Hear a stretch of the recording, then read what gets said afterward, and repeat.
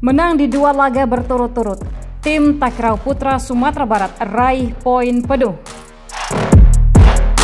Rio Zurianda Wanda CS berhasil menundukkan wakil Sulawesi Tenggara di babak penyisihan grup yang digelar di GOR PPSP UNP pada Jumat 18 November 2022. Poin penuh diperoleh tim Sumbar setelah sukses menyapu bersih 2 laga awal dengan kemenangan. Pada set pertama, wakil Sumbar sempat tertinggal. Kontingen Sulteng yang bertindak sebagai tamu berhasil menundukkan tim tuan rumah dengan skor 17-21.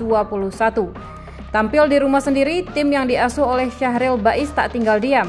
Tim Sumbar berhasil memenangkan set kedua dengan skor meyakinkan yaitu 21-9.